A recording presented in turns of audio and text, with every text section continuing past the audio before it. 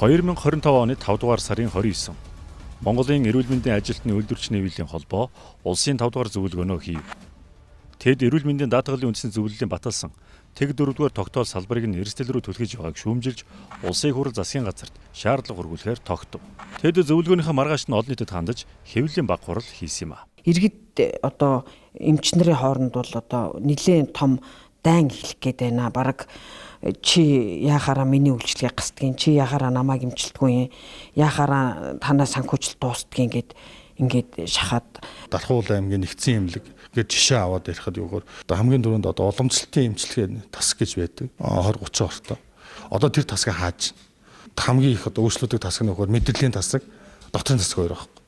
Тэгээ энэ хоёр тасгийнхаа одоо бас цомтгол хийх маягийн одоо бас хооронд нь нийлүүлэх ч юм уу ийм одоо бид нар одоо шаардлага үүсээд явж байгаа. Увс аймгийн хувьд бол зэрэгсүүцний өвчин аягүй өндөр байдаг. Зэрэгсүүцний өвчин дотор артерийн гипертенз буюу даралт гítэлт их өндөр байдаг. Дээрээс нь тэнтэй холбоотойгоор зүрхний дутагдлуу тас их байдаг. Тэгэхээр энэ өвчнүүд бүгдээр архаг дор авчиж байгаа. Тэгэхээр нэг ковид тавьчихаар энэ хүмүүс мэн хөвтөж чадахгүй болчиход байгаа. Нөгөөх нь ингээд гэртээ очиод өнгөрчүүл яах. Нөгөө нэг явуулсан эмч эмнэлгийн буруу болоод нөгөө нэг эмч эмнэлгээ явуулсан эмч болон эмнэлгийн удирдлагууд нь одоо шоронгийн хаалга татах ийм асуудал үүсэж шүү дээ. Ард иргэдтэй бас жоохон хохиролтой тийм шийдвэр байна. Одоо яагаад ийм шийдвэр гарах болсон энийг эргэж хараасаа л гэж бид нар хүсэж байгаа шүү дээ сугаал байна. Иргэд одоогоороо юу ч мдээгүй байна. Юу ч мдээгүй. Иргэд хаана ирж мэдж байгаа гэж эмчтэр ирж л мэдж. Таныг авахгүй манай санхүүжилт байхгүй. Одоо дууссан. Одоо нэг ийм тогтоол гараад тэгээ та бол одоо ингээ манай эмнэлэгт хэвтэх боломжгүй болсон гэхээр иргэд бүр гайхаад уурлаад тэ юу яриад байгаа. Тэгээ би хайчих ингээ нөгөө эмч бас мэдэхгүй.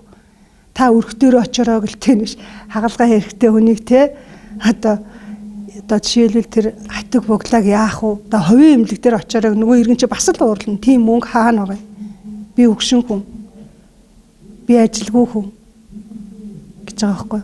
Бидний яг газар дээр нийслэлийн эмнэлгүүдэд энэ ковидтай холбоотой гүйцэтгэлийн санхүүжилттэй холбоотой ямар асуудлууд гарч байгаа тухай сурвалжлая гэж бодсон. Тэгээ одоо энэ бол Сонгон найрхан дүүргийн нэгдсэн эмнэлэг. За дараа нь бид нар Баянгол дүүргийн нэгдсэн эмнэлэг. Тэгээд Баянзүрх дүүргийн нэгдсэн эмнэлэг рүү очие гэж бодож байгаа. За бид нар түрүү уцаар ярьсан Сонгон найрхан дүүргийн нэгдсэн эмнэлгийн захирал болон үйлдвэрчдийн хэвлэлийн холбооных нь дарга нар бол мэдээлэл өгнө гэсэн. За бас зарим ингээд дотрийн болон яаралтай төргийн тусламжийн эрхлэгч нартайгаа бас холбож өгье гэсэн. За бид нар бол зөвшөөрлөлтөө мэдээлэл бэлтгэж байгаа. Хэвтмээр байдаг. Тэгтээ нэг архаг хууч гэдэг ангиллтай байгаа гэдэг. Тэнгүүт энэ архаг хууч гэдэг ангиллын одоо өвчлөл дотор цочмог руу оруулах шаардлагатай гэдэг ч юм уу тийм өвчний жагсаалт ер нь байгаа юу? Энд дэр бас айгүй өөр бол айгүй зөв үнцгийг олж харсан байна. Жишээ нь одоо архад дээр чинь нэг элегний циррозуудыг оруулсан байгаа.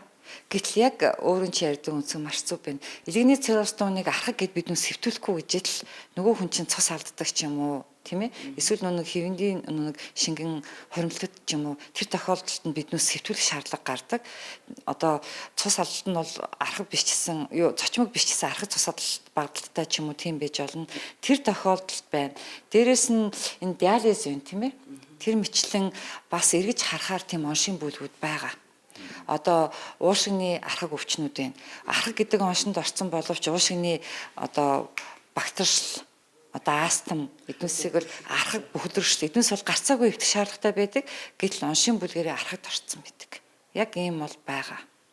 Үүнтэй холбоотой одоо ямар асуудал байгаа вэ? Одоо энэ өвчний нөөний англи жагсаалттай одоо нөгөө намар болоо өвөл болоо дахиад хүүхдүүд эмнэлэг дүүргэдэг тийм ээ.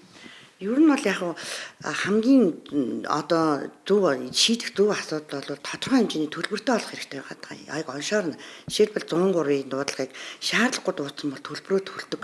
Яаралтай тусламжийн тасгаар ч гэсэн шаардлагагүй үнэхээр нэгэн халуураад хоёрхан ханиалгад ирсэн бол төлбөрөө төлдөг байх хэрэгтэй. Ингээм бол эцэг эхчүүд ер нь бол эцэг эхчүүдийг одоо эрүүл мэндийн боловсролын нэгдүгээр дээшлүүлэх эцэг эх болсон үүргийн өөрсөнд нь үүргэжүүлэх хэрэгтэй байгаа. Хитрхи эрүүл мэндийн салбар бүх юм нь үнэгүй. Хүүхдийн тусламж ч гэсэн бүх юм нь үнэгүй учраас хариуцлагатай эцэг гişтийн хариуцлагатай холбоо. Одоо жишээлбэл ингээд одоо зөвхөн яг одоо тэгээд Улаанбаатарын нөхцөл байдалтай одоо аваад үзье л да. Жишээлбэл 9 сартаа айл хэдий хийлгсэн байх хэвээр, ойр цад одоо 2 дахь тунгаа авсан байх хэвээр ээжүүд хүүхдээ Улаанбаатараар өвтгсөн байх юм бол тэр тусламж үйлчлэгийг миний бодлоор бол төлбөртэй болох хэрэгтэй байхгүй. Яагаад та вакцины хийлгөөгүй вэ? Энэ товд вакцины ямруулах нь тухайн ээжийн үүрэг штэ. Хүүхдээс гадна хатиг гэдэг үү. Одоо нэг имлэг ингээд ихэд нэг хүндлээ дээрээс ярьж байсан л да. Би ингээд хатиг ингээд имлэж итгэсэн чи энэ анхаг болсон ингээд одоо авахгүй байна. Тухайн хүн хатгаа баг дээр нь амралтаар үзүүлэх боломж байсан уу? Байсан. Тэр хүний үүрэг. Тэгэхэд бүр имлэг твтэх хэмжээний одоо тий болгож ирээд тэгээ өнөөдөр ингээд хэрүүл хийгээд ийм имлэгч гэсэн эмчигч хүн байдалд оруулж байгаа тухайн хүний буруулахгүй юу? Ер нь бол 103 гэхэд хэл ингээд даралтны аппарат байхгүйгээс болоод артерийн даралтаа үзүүлэхэд түргэн дуудаж болохгүй шүү дээ. Ер нь бол тийм тэр хүүхдээ ч гэсэн 2 ханаас нийтлээ түргэн дуудаж байгаа. Манайх угаасаа хоол унаа авахгүй гэх тийм үү. Тэгвэл хол амьдарч байгаа юм чинь өөрсдийнхөө эзлийг тооцоолох хэрэгтэй байхгүй юу?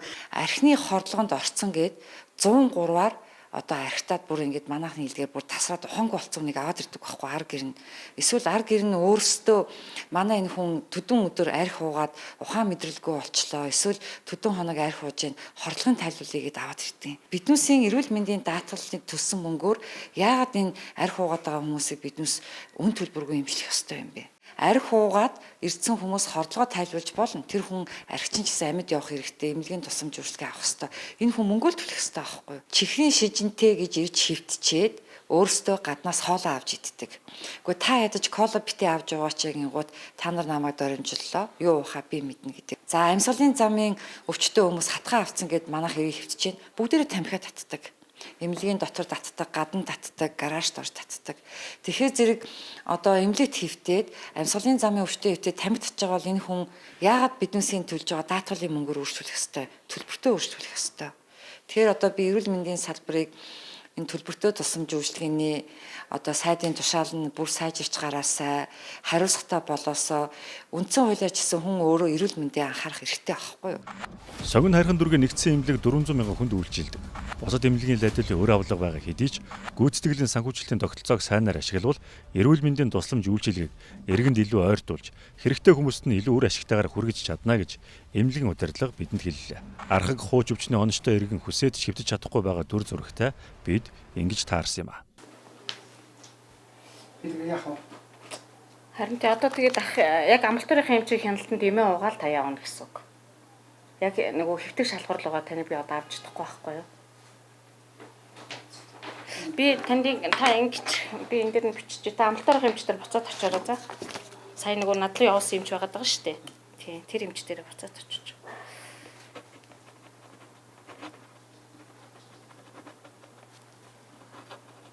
Төрөний өгсөн нь дууссан л. Аа.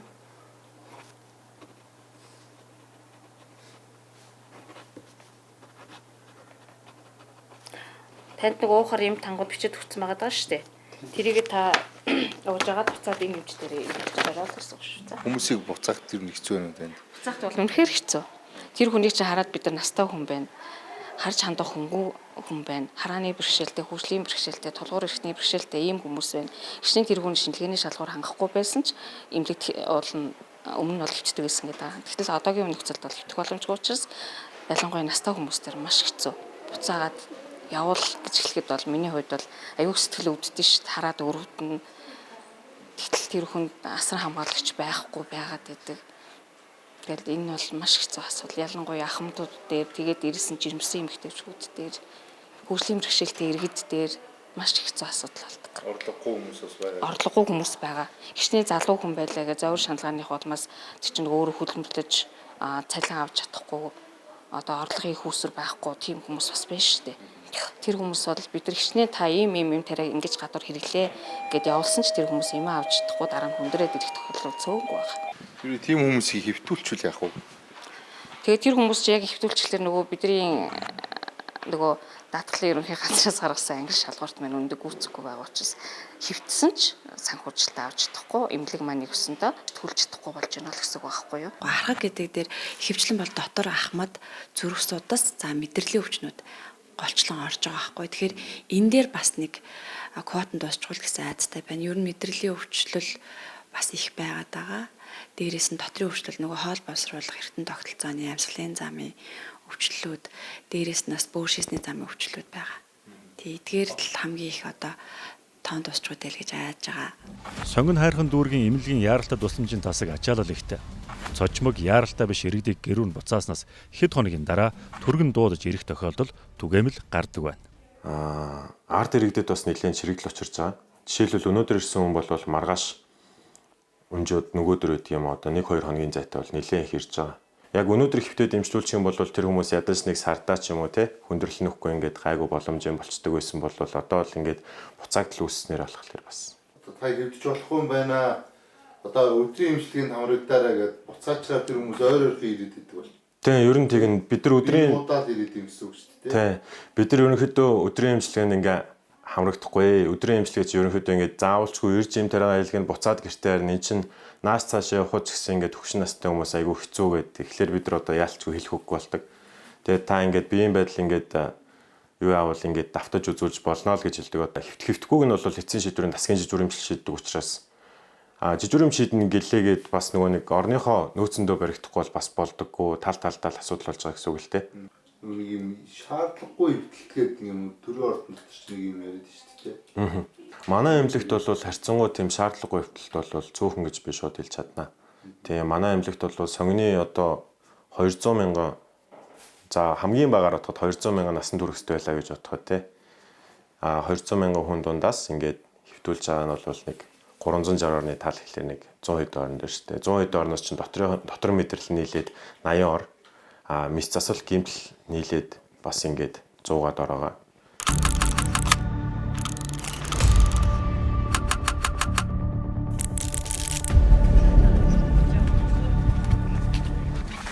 За Баянзүр төргийн эмнэлгийн гүйцэтгэх захиралтай сая уулзлаа. Бид нар бол ямар учиртай сурвалжлага хийж байгаа, юу асуух гэж байгаагаа хэлсэн.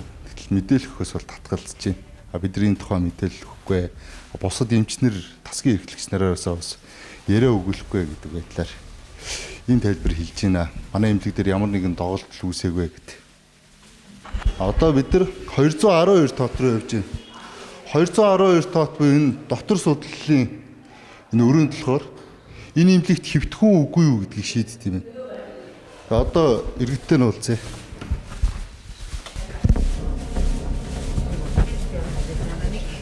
Таны хэвтэх боломжтой гэж байна уу? Маргааш ирж ирэх гэсэн. Маргааш ирээд байна. Хэвлэхээр болсноо. Тэгсэн. Үнэхээр хэцүү одоо ингээд нэг гэртнийгээд ингээд баахан чирээд ирсэн. Одоо тэгээ нэг аваад буцаа явах юм уу яах юм мэдгүй. Өнөөдөртөө араа барахгүй шиг байна. Өмнө үзүүлснээр ер нь хэвтгэхээр байна та. Хэвтгэс надаа энэ нуруундаа сугалцтай, тархиндаа цус оролцтой. Тэгээ энэ баруун хөл мдэггүй болоод. Тэгээ ингээд хаягдуулчаал яваалаа. Ор одоо олдохгүй бол гаднаас энэ тариагийн хийлэх гэсэн байхгүй. Гаднаас хийлэх өдрийн эмчилгээнд хамаардаг гэсэн. Өдрийн эмчилгээ болохоор өдөрт нэг удаа хийн.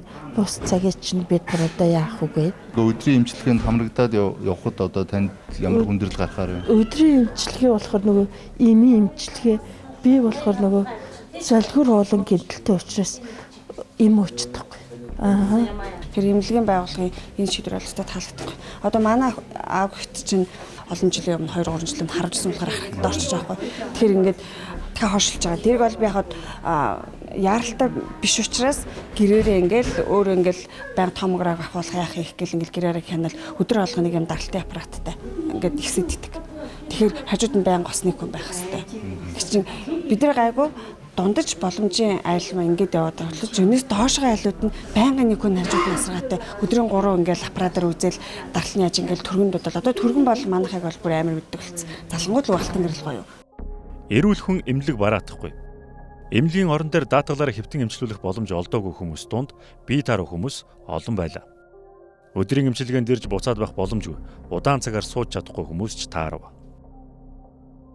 Гэвч нөгөө хурц өвчтөй, архаг өвчтөй дутагдлаас болоод нөгөө хүмүүс маань өдрийн эмчилгээнд яг олон цагаар ингээд сууж хамрагдах боломжгүй болчихж байгаа. Ямар өвчтөй вэ?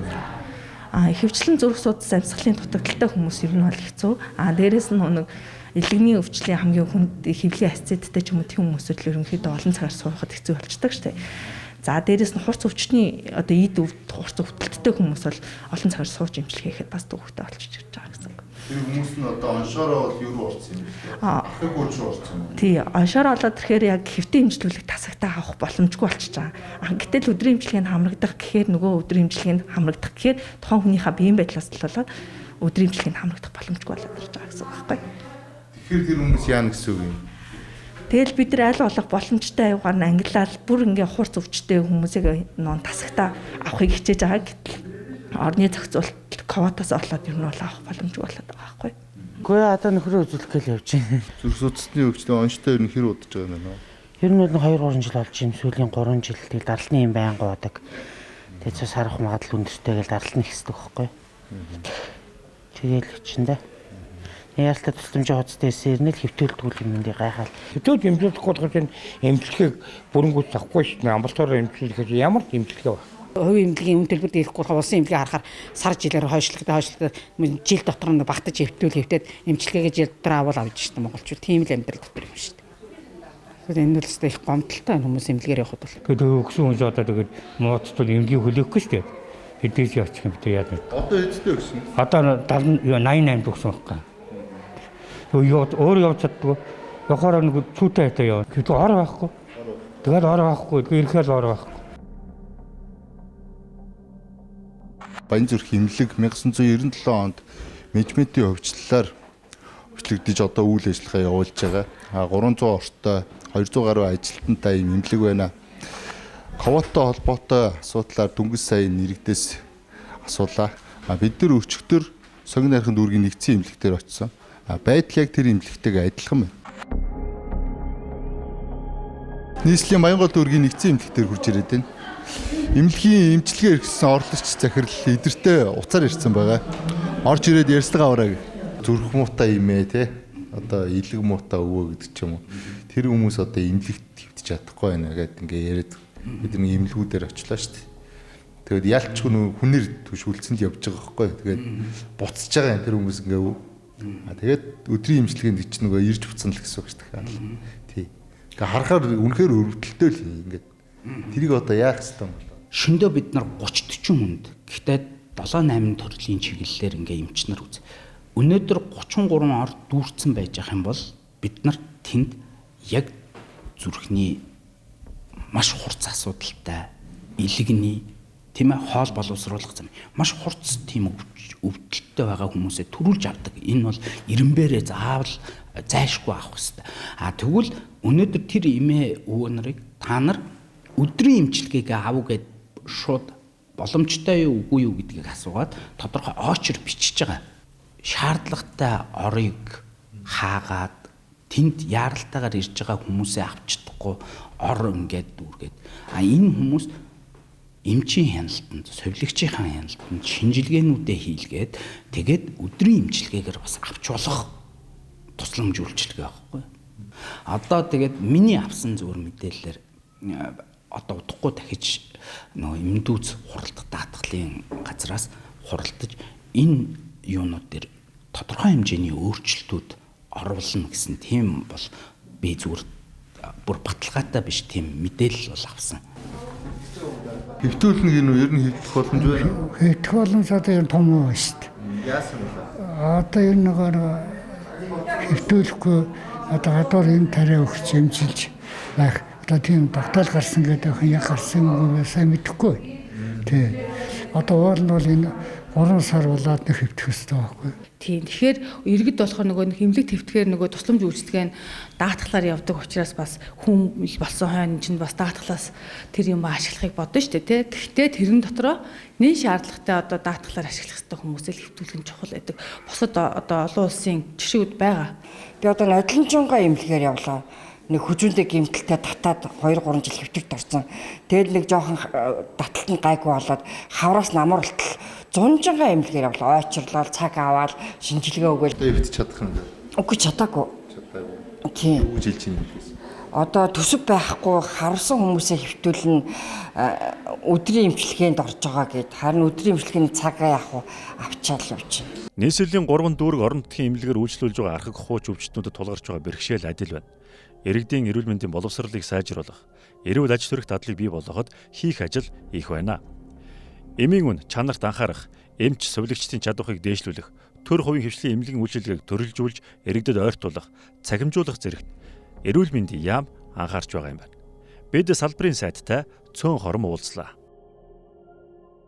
Энийг одоо эхнээс нь сайн ярих хэрэгтэй. Гүйцэтгэлийн санхүүжилт гэж бид нэр эрүүл мэндийн салбарт өнгөрсөн хугацаанд 30 жил явж ирсэн тогтолцоогоо 21 онд өөрчилсөн. 21 онд гүйцэтгэлийн санхүүжилт та болсон. За энэ он 21 оноос хойш өнөөдөр 25 оны хүртэл манай эрүүл мэндийн салбарын санхүүжилт бараг 3 дахин нэмэгдсэн байна. За эмч эмнэлгийн ажилтны цалин тухайн үеийнхтэй харьцуулах юм бол 2.2 дахин нэмэгдсэн боловч өнөөдрийн байдлаар бол тийм сайн амьдрал авахд хүрэлцээтэй биш байна. 25 оны их хүртэлх ямар нэгэн үр төлбөр байхгүй болсон. Бид нар ямар ч л байсан 24 оны гал алдалгууд аваад 25 онд өнгөрсөн 3 жилийнхээ үр төлбөрийг дардсан. Тэгээ одоо бид нар дахиад ийм нөхцөл байдлыг үүсгэж болохгүй л гэж байна. Тэрний тулд нийт эрүүл мэндийн салбарт зарцуулж байгаа санхүүжилтийг эрүүл мэндийн байгууллагуудтай хуваарлаад сар сарынхын төсвийг тавьж өгч байгаа л асуудал. Бид нар байгаа мөнгөө л хуваарлаа шүү дээ. Байгаа мөнгө нь өөрөө манай улсын дотоодын нийт бүтээгдэхүүний 3% тэнцэж байгаа энэ жилийнх нь. 6% болохыг гэдэг нөгөө хүсэж байгаа шүү дээ. Тэгээ энэ чинь тэгээ олон улсын тооцоо судалгаануудын бүгдийн тооцоод гаргацсан байхгүй. Доотлон дотоодын нийт бүтээгдэхүүнийхээ 6% хүрчээж эрүүл мэндийн салбарын санхүүжилтийн асуудал шийдэгдэх юм байна. 3 ангилчаад байгаа байхгүй. Одоо нийт санхүүжүүлэх эмнэлгийн тусламж үйлчилгээгээ. Яагаад гэвэл ингэж ангилаагүйгээс болоод өнгөрсөн оны төгсгөл рүү өмнөх онуудад энэ санхүүжилт нь байхгүй болсноос оны төгсгөл рүү нэн шаардлагатай тусламж үйлчилгээгээ хүртэл санхүүжүүлж чадахгүй тийм төвшөнд хүрээд исэн байхгүй. Цочмог архыг одоо төлөвлөгөөт гээд ангилчгаар тэр нэг архыг хэсэг чинь одоо эмнэлгийн тусламж авч тэр хэвдэж чадахгүй байна. Бусад төрлөөр эмчилж болох тийм үү? Заавал эмнэлэгт хэвчиж эмчлэх шаардлагагүй. За хэвдэх шаардлагатай байлаа гэд хойшлуулж болохоор энэ тусламж үйлчилгээнүүдийн ялгаж иж энэ дээр хязгаарлалт тогтоохгүй л илүү их ард иргэдэд эрүүл мэнд амь насны эрсдэл учраад байсан зүйлийг л бид нар одоо зөв голдрол руу оруулж байгаа. Тэгээ хэрвээ эрүүл мэндийн даатгалын сангийн энэ салбарын санхүүжилт дотоодын нийт бүтээгдэхүүнийхээ 6% хүрчих юм бол бид нар ийм хязгаарлалт их хэрэг байхгүй. Хяналтаа сайжруулна. Одоо эрүүл мэндийн салбар улсын хэмжээнд гүйцэтгэлийн санхүүжилт рүү шилжсэн хамгийн түрүүнд шилжсэн салбар, утгаараа шилжиж чадсан салбар. Тэгэхээр энэ дээр бид нар энэний үр өгөөж маш их байгаа ард иргэдэд. Өнөөдөр 24 онд гэхэд нийт 2,800,000 иргэн 26 сая төрлийн тусламж үйлчилгээг авсан байна. За нөгөө гүйцэтгэлийн санхүүжилтээс өмнө хэрэгжижсэнээс 3 дахин илүү хүртээмжтэй болчихсон. 20 онд даатгалтай хүмүүс 2 сая төгрөгөөс илүү тусламж үйлчилгээ авч чаддаггүй тийм л байсан. Одоо бол 104 сая төгрөгийн элэг шилжүүлэн суулгах мэтлэг иргэн Германса 5 сая төгрөг төлөөд хийж. 2 сая төгрөгөөс дээш тусламж үйлчилгээ өртөгтэй тусламж үйлчилгээ авж байгаа иргэдийн тоо 126,000-аар нэмэгдсэн байна. Бид нар энэ иргэдэд санхүүгийн эрсдэл дарамтлаас нь ангижруулж чадсан байна. Тэгэхээр одоо бид нар нэгэн энэ салбарын хэмжээнд хүрэхгүй байгаа мөнгийг хуваарлж өгөөд тэрийг сар бүрдэн санхүүгийн сахилгуудтай байхаас бид нар өөр аргагүй. Бид нар ингэж ангилж иж ард иргэдийн аймнаас эрүүл мэндийг илүү их хамгаалахаас өөр аргагүй. Эрүүл мэндийн салбарт олон асуудал бий. Энэ удаагийн тусгай сурвалжлага нэвтрүүлгээр эрүүл мэндийн салбарын санхүүжилтийн ганц зохицуулалт өвдөд зовсон иргэд тэдний ар гэрт хэрхэн нөлөөлж байгааг харууллаа.